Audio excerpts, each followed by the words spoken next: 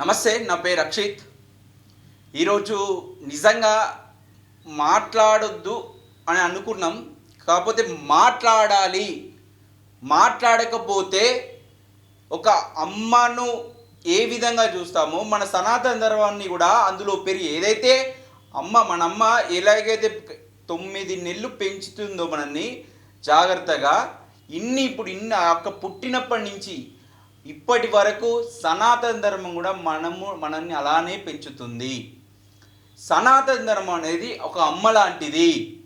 కానీ అలాంటి సనాతన ధర్మం పైన ఈరోజు పవన్ కళ్యాణ్ గారు మాట్లాడిన మాటలకు కొందరు లుచ్చాగాళ్ళు, కొందరు ఫాల్తునా కొడుకులు, కొందరు సెక్యులర్ అనే ఒక పేరుతోటి ఇష్టం వచ్చినట్టు మాట్లాడుతుంటే ఇప్పుడు కూడా మనం మాట్లాడకపోతే రేపు పొద్దున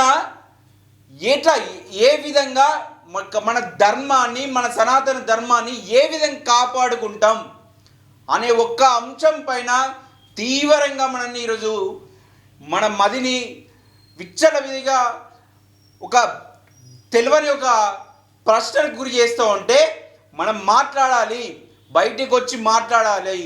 ఈరోజు పవన్ కళ్యాణ్ బయటకు వచ్చి మాట్లాడితే పవన్ కళ్యాణ్ని ఏ విధంగా టార్గెట్ చేసి మాట్లాడుతున్నారంటే, నువ్వేమన్నా ఏదో భగత్చందువా లేకపోతే ఇంకా ఏదో డిఫరెంట్ పదాలతోటి ఇష్టం ఉన్నట్టు నువ్వేమన్నా ఆదరణ పురుషునివా లేకపోతే ఏదో ఇష్టం ఉన్నట్టు మాట్లాడుతూ ఉన్నారు. ఈరోజు హిందూ ధర్మం కోసం మాట్లాడుతూ ఉంటే, సనాతన ధర్మం గురించి మాట్లాడుతూ ఉంటే ఇష్టం వచ్చిన సెక్యులర్ అనే పేరుతోటి దీన్ని లైట్ తీసుకోండి కదా, పెద్ద పోయేది ఏముంది, లడ్డూలో పంది నెయ్యి కలిస్తే ఏంది, చేపల ఆయిల్ కలిస్తే ఏంది, ఏది కలిస్తే ఏంది, అది చిన్న అంశం కదా, దాన్ని ఇంత ఏసురని మాట్లాడుతున్నారు కదా కొంతమంది సెక్యులర్ అనే పేరుతోటి. నిజంగా ఒకటి చూపిస్తాను. ఫస్ట్ ఆఫ్ ఆల్ నీకు పూర్తి డీటెయిల్స్కి వెళ్ళే ముందు ఒకటి చూపిస్తా. ఒకటి మాట్లాడుతుండు పవన్ కళ్యాణ్ పైన. పెడతాం బాగానే ఉంది, కానీ మీరు బయటకు వచ్చి అయితే దీక్ష ఏం చేయలేదుగా. ఆ టైంలో వేరే మతాలకు సంబంధించి జరిగినప్పుడు మీరేం బయటకు వచ్చి చేయలేదుగా. ఎందుకు ఈ బయాస్డ్ మాటలు? అసలు మతానికి రాజకీయానికి ఏంటి సంబంధం? అసలు మతానికి కులాలకి ప్రాంతాలకి వర్గాలకి వీటికి రాజకీయాలకి ఏంటి సంబంధం? అదేగా నెత్తినోరు మొత్తుకుండేది. మీరు పాలసీ మేకర్స్గా, ప్రజాప్రతినిధులుగా, ఒక పబ్లిక్ రిప్రజెంటేటివ్స్గా ఒక మతానికో, ఒక కులానికో, ఒక ప్రాంతానికో కొమ్ము కాయకూడదనేగా అనేది. రాజకీయాలకి మతాలకి ఏంటి సంబంధం? మా కర్మ కాకపోతే ఆ బీజేపీలో వాళ్ళు ఇక్కడ మీరు ఇప్పుడు తయారయ్యారు. మొన్నటిదాకా చెగువేరా కదండి మీరు ఒక అభినవ భగత్ సింగ్ కదా. మీరు ఎర్రతుండేసుకున్నారు. ఏది ఎర్రతుండే ఏమైంది? పోయిందా? బీజేపీకి ఇప్పుడు పంచం చేరేసరికి ఎర్రతుండిపోయింది. అవును, నాకు అర్థం కాదు. అసలు మీ యొక్క సిద్ధాంతం ఏమైనా ఉందా మీకు? అసలు మీకు రాజకీయ సిద్ధాంతం ఏమన్నా ఉందా? ఇంకా నేను మొత్తం చూడను. విన్నట ప్రశ్నట ఛానల్ పేరు ప్రశ్నట. వీడు మాట్లాడుతూ ఉండు ఈరోజు ఎంత దారుణమైనటువంటి మాట్లాడుతుండే, అవహేళన చేసి మాట్లాడుతుంటాడు. పవన్ కళ్యాణ్ ఈరోజు హిందువుల పక్షాన, సనాతన ధర్మం పైన పక్షాన్ని నిలబడమే ఆయన చేసిన తప్పంట. అసలు ఎవరు మాట్లాడొద్దంట. హిందువులకు నష్టం జరిగితే ఎవరు మాట్లాడొద్దంట. అతను మాట్లాడితే ఒక డిప్యూటీ సీఎంగా ఉండి ఎట్లా మాట్లాడతారని మాట్లాడుతారు. అతను డిప్యూటీ సీఎం కాకమంటే ముందు ఒక హిందూ కుటుంబంలో పుట్టినటువంటి సనాతన ధర్మం నమ్మే పక్కా కాషాయవాది. ఇంతకుముందు బీజేపీ వాళ్ళట, తర్వాత ఈయన వచ్చిందని చెప్పేసి అట్లా అవహేళన చేస్తూ మాట్లాడుతుండు ఈరోజు. ఇంకా నాకు చాలా బూత్ మాటలు వస్తున్నాయి. కానీ ఎట్లా అంటే నీకు అంత ఘోరమైనటువంటి పరిస్థితి ఇప్పుడు చెప్తున్నా. ప్రతి ఒక్క హిందూ గుర్తుంచుకోవాలి, ప్రతి ఒక్కరు గుర్తుంచుకోవాల్సిన అవసరం ఉంది. ఎంతో పవిత్రంగా మనం ఇక్కడి నుంచి ఎన్నో డబ్బులు పెట్టి పవిత్రంగా కొలిసే ఏడుకొండల స్వామి దగ్గరికి పోతూ ఉంటాం. ఎందుకు పోతూ ఉంటాం? నమ్మకం. జీవితం మీద ఎన్నో ఆశలు ఉంటాయి, ఎన్నో అప్స్ అండ్ డౌన్ వస్తూ ఉంటాయి. నాకు ఒక ఉన్నాడు, నేను ఏ బాధ చెప్పుకుంటా వింటాడు. ఆ తర్వాత దేవుడు అనేది ఉన్నాడా లేదని తర్వాత ముచ్చట. కాకపోతే ఒక మనుషుల యొక్క నమ్మకం నమ్మకంగా ఏడుకొండల స్వామి అప్పటి నుంచి చాలా మంది భక్తులు అప్పటి నుంచి ఇప్పటి వరకు నిలుస్తూ ఉండు. అదే చాలా దేవుళ్ళు ప్రతి ఒక్కరు మైసమ్మని నమ్ముతారు, ఒకరు ఇంకా ఏదో దేవుళ్ళు నమ్ముతూ ఉంటారు, ఒకరు ఆంజనేయ స్వామిని నమ్ముతూ ఉంటారు, ఒకరు రాముల్ని నమ్ముతూ ఉంటారు. ఇలా డిఫరెంట్ నమ్మకాలు. మా నమ్మకాల మీద దెబ్బ కొట్టే హక్కు మీకు ఎవడిచ్చిండు? ఈరోజు మా హక్కులు వైలేట్ అవుతుంటే మా ఏడుకొండల లడ్డుకు దానిపైన ఇలాంటి దారుణాలు చేస్తూ ఉంటే ఊకోవాలా? మాట్లాడకుండా ఉండాలా? అప్పుడు మీరు సెక్యులర్ అనే పేరుతోటి మా ధర్మాన్ని అవహేళన అవుతుంటే మీరు ఆనందిస్తారా? ఇది ఇక మాట్లాడడమే తప్పు అంటే ఈరోజు పవన్ కళ్యాణ్ మాట్లాడడమే నీకు తప్పుగా కనబడితే బరాబరి మాట్లాడతారు. బరాబరి పవన్ కళ్యాణ్కి మాలాంటి వాళ్ళందరం అండగా నిలబడతాం. అవసరమైతే ప్రభుత్వాలు కాదండి, ప్రభుత్వాలు గౌరవిద్దాం, రాజ్యాంగాన్ని గౌరవిద్దాం. మనం రాసుకుంది ఊరికే రాలేదు ఇండియా అనేది. కానీ దానికంటే ముందు మనం రాసుకుంటే ముందు ఒకటి గమనించాలి, ఇది హిందూ దేశం, ఇది భారతదేశం. ఇక్కడ సనాతన ధర్మం పైనే ఈ దేశం ఏర్పడింది. ఇప్పుడు ఎవరికో ఆశ్రయం ఇచ్చి మనం వాళ్ళ కోసం సెక్యులర్ అనే పేరు మీద మనల్ని మనమే అవమానించుకుంటున్నాం. ఓడు మౌలులు వచ్చిర్రు, వీళ్ళు వచ్చిర్రు, సరే వచ్చిర్రు, ఆశ్రయం ఇచ్చినాం, వాళ్ళు ఉన్నారు, ఇప్పుడు ఉన్నారు, మనం కలుపుకొని పోతా ఉన్నాం. తర్వాత బ్రిటిషర్స్ వచ్చిర్రు, వీళ్ళు వచ్చి అందరినీ కలుపుకున్నాం కదా, అందరికి ఆశ్రయం ఇచ్చినాం కదా, అందరు వచ్చిర్రు కదా. ఎవరన్నా సరే పో అన్నామా? ఇప్పుడు వచ్చిర్రు కదా, మరి ఇప్పుడు మీది ఇండియా ఏర్పడింది, మాకు భారతదేశంగా ఏర్పడింది, ఏమన్నా పొమ్మన్నామా? ఎవరు పొమ్మలేదు. అందరం కలిసి ఉందాం, అన్నదమ్ములకు కలిసి ఉందాం, అన్నదమ్ములకు కలిసి ఉంటాం. కానీ మా ధర్మానికి కానీ మా అంటే మీరు ఏదో అంటారు, మా మీద అవమానాలు జరుగుతూ ఉంటే, మా మీద మా దేవుళ్ళ మీద అవమానాలు చేస్తూ ఉంటే, మా దేవుళ్ళను ఇష్టములు నరికేస్తా అంటే, మా దేవుళ్ళకు ఇష్టం ఉన్నటువంటి వ్యాఖ్యలు చేస్తా అంటే ఊరుకోవడానికి ఒక భారతీయుడిగా, సనాతనవాదిగా ఏదైతే ఇలాంటి వ్యాఖ్యలు చేసేవాళ్ళు కావచ్చు, ఇలాంటి దాడులకు ఎగబడే వాళ్ళని కావచ్చు, రోడ్ల మీద తిరగనీయకు బిడ్డ. ధర్మం గురించి మాట్లాడేటప్పుడు, ధర్మానికి ఏదైనా పని చేసేటప్పుడు ఒళ్ళు దగ్గర పెట్టుకొని పని చేయాలి. టీటీడీ చైర్మన్ చెప్తా ఉన్నాం, చాలా రోజులు చెప్తా ఉన్నాం, వాళ్ళు క్రిస్టియన్కి సంబంధించిన వాళ్ళని ఎలా పెడతారు చైర్మన్గా, ధర్మాన్ని గురించి వాళ్ళు ఏ విధంగా అందులో బోర్డులో పెడతారు అని చెప్పేసి చాలా రోజుల నుంచి ప్రశ్నిస్తూ ఉన్నాం. ఆయన స్పందించరు. అది ఈ రోజు కనిపించింది కదా, మీరు ఆ రోజు మేము ప్రశ్నిస్తే స్పందించకపోతే అది మీరు చేసిన మిస్టేక్ ఈ రోజు కనిపించింది కదా. వాళ్ళకి ఏం తెలుస్తుంది? ఆ యొక్క లడ్డు వాల్యూ అనేది ఏ విధంగా తెలుస్తుంది? ఎంత పవిత్రత, ఆ భక్తి, ఆ నమ్మకం, ఆ విలువలు వాళ్ళకు క్రిస్టియానిటీలో ఉండేటువంటి కావచ్చు, సెక్యులర్ వాదులకు కావచ్చు, లేకపోతే ఇంకో వాళ్ళకి ఏ విధంగా తెలుస్తుంది? వాళ్ళ బోర్డు సభ్యులుగా చేస్తే చాలా రోజుల నుంచి మాట్లాడుతున్నాం, ఇక్కడికైనా సనాతన బోర్డు అనేది రావాలి, మన గౌరవం నిలుపుకోవాలంటే ఈరోజు మన దేశంలో మనలు ఉన్నందా మనం పరాయమైపోయినాం. ఈరోజు మాట్లాడుతూ ఉంటారు చాలామంది, అరే రాజ్యాంగం ఉంది, రాజ్యాంగం ఉంది, దాన్ని బట్టి నడవాలి కదా, సెక్యులర్గా ఉండాలి కదా, ఇక్కడ రిజిస్ట్రేషన్లు ఎందుకు, పాలిటిక్స్ ఎందుకు? పాలిటిక్స్ అనేటి తర్వాత వచ్చినాయి, ఫస్ట్ వచ్చింది సనాతన ధర్మం. ఈ భారతదేశాన్ని నడిపింది, ముందుకు ఇప్పటి వరకు తీసుకొచ్చింది సనాతన ధర్మమే. ఇప్పటి వరకు తీసుకొచ్చింది. ఇవి రాజ్యాంగము ఇవన్నీ మొన్న వచ్చినాయి. సనాతన ధర్మం ఏళ్ళ నుంచి ఉన్నది. గౌరవిద్దాం పెద్దలు తీసుకొచ్చి కాన్స్టిట్యూషన్ని అందరి గౌరవించే బాధ్యత మన మీద ఉన్నది.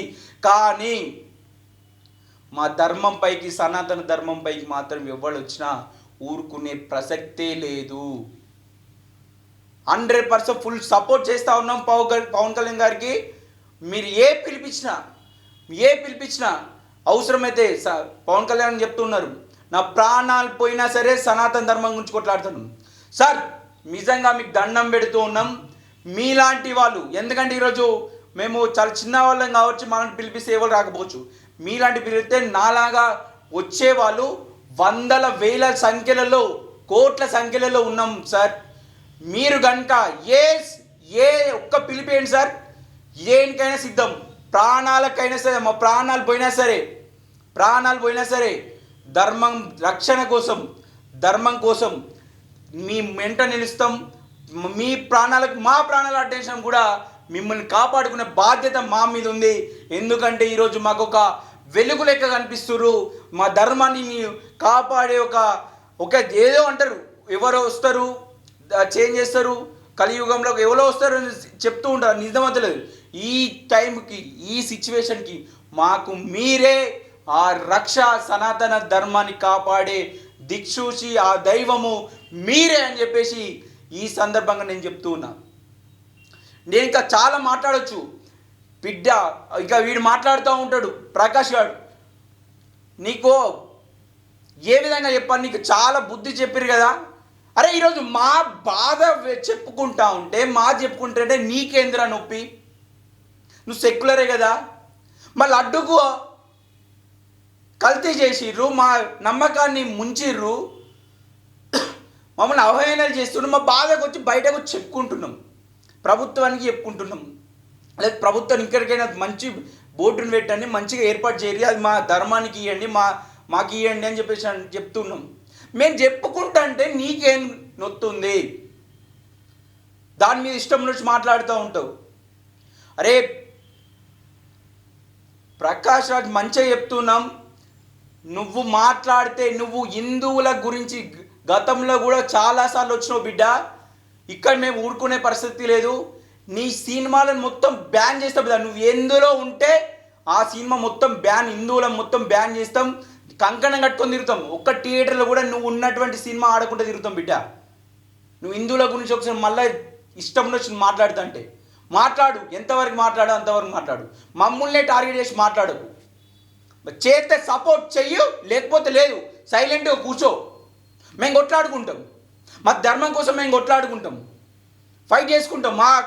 మా ఒక ధర్మానికి ఎట్లా కాపాడుకో మాకు తెలుసు, మేము కొట్లాడుకుంటాం. కానీ మా మీద సెక్యులర్ అనే పేరుతో మాట్లాడకు. ఇలా గౌరవిస్తాం, క్రిస్టియన్ని గౌరవిస్తాం, ముస్లిం సోదరులను కూడా మేము గౌరవిస్తాం. మేము కూడా ఒక హిందూ క్రిస్టియన్ చర్చిలకు వెళ్తాడు, ఒక దర్గాకి వెళ్తాడు, వీళ్ళందరి దగ్గరికి వెళ్తూ ఉంటాం. మాకు ఒక దేవుడు కాదు, మాకు ఈరోజు చెప్తున్నాము, అందరూ మాకు దేవుళ్ళే. ఒకవేళ ఆ దర్గా దగ్గరికి పోయి మా వాళ్ళు చాలామంది హిందువులు మొక్కుతూ ఉంటారు దర్గా. ఆ దర్గా ఉన్న దేవుడే, అందరూ దేవుళ్ళే. కానీ మీ సెక్యులర్ అనే పేరుతో ఇష్టం ఉన్నొచ్చి నేను నాస్తికుడిని, నేను మా దేవుడిని నమ్మనని మాట్లాడితే మనోభావాలు దెబ్బతీసి హక్కు నీకెవడిచ్చిండు? బరాబరి మాట్లాడతాం నీలాంటి వాళ్ళని బిడ్డ. ఎట్లా ఈ దేశంలో ఉంటూ, ఈ దేశం తిండేంటూ, ఈ దేశంలో ఉంటూ, అరే ఎంతమంది ఉన్నారు? 80% ఉన్నటువంటి హిందువుల యొక్క ట్యాక్స్ కడితే దేశం నడుస్తూ ఉంది. ఈరోజు టీటీడీకి వచ్చిన ఆదాయంలో చాలా కార్యక్రమాలు చేస్తూ ఉన్నారు, చాలా యాక్టివిటీ చేస్తూ ఉన్నారు. అవంతా డబ్బే, హిందువుల డబ్బు. అరే హిందువులకు గుళ్ళేమో, హిందువులకు సంబంధించినటువంటి ఫండ్స్, గుళ్ళ పైసలు ఏమో గవర్నమెంట్కి పోతాయి. ఇవే ఇట్లా మాట్లాడితే చాలా ఉంటాయి. మాకు కూడా సొంత బోర్డు ఉండాలి, సనాతన బోర్డు కావాలి. దానికోసం 100% కొట్లాడతాం. అరే దరిద్రం నా కొడుకులని నాకు అర్థమైతలేదు.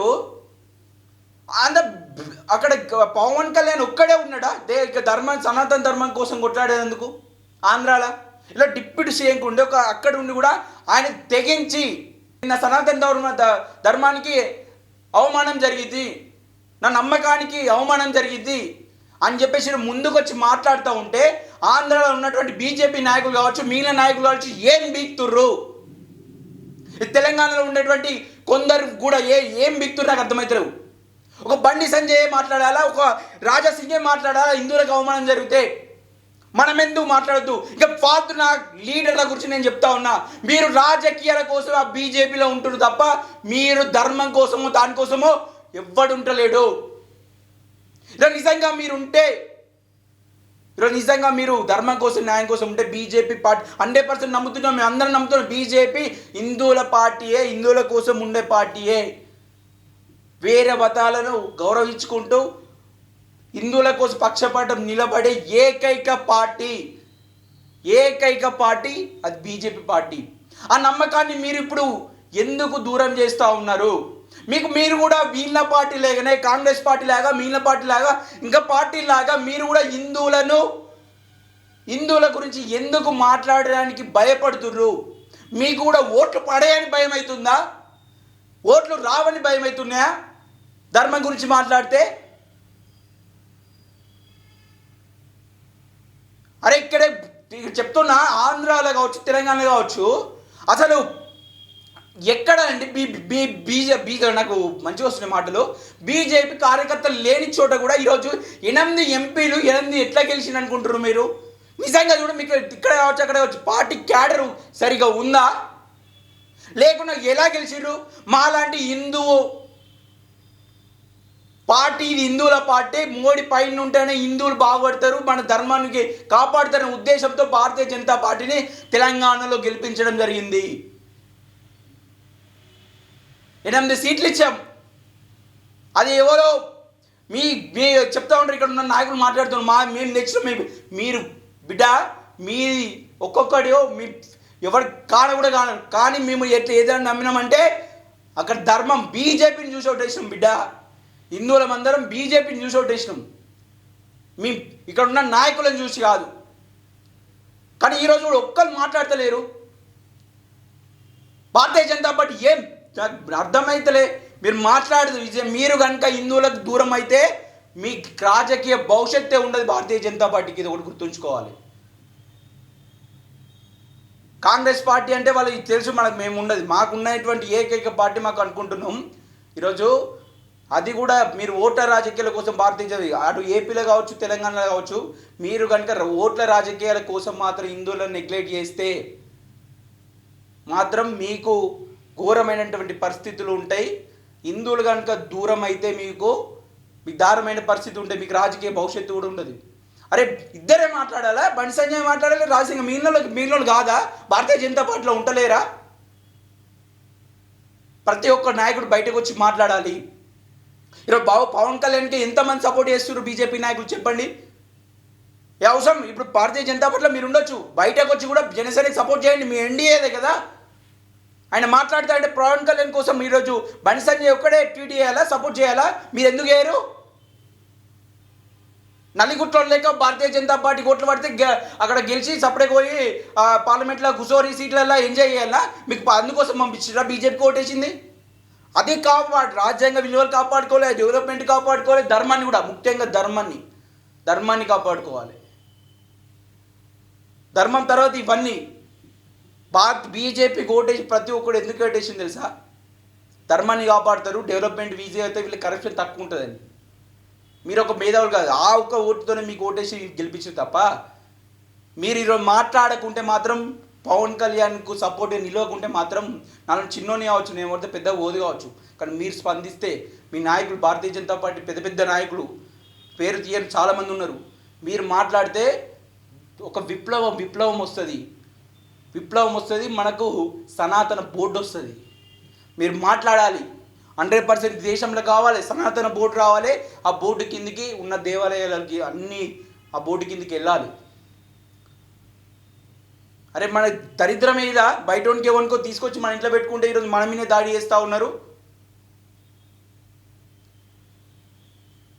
మనమే పరాయణం అయిపోయినాం. మరి పోతాం, మరి హిందువుల మంది పోయి దేశం నుంచి వెళ్ళకూడదాం, మరి సెక్యులర్ కంట్రీకి ఉంటే అట్లానే చెప్తే మరి వెళ్ళిపోతాం కదా మనం హిందువులము.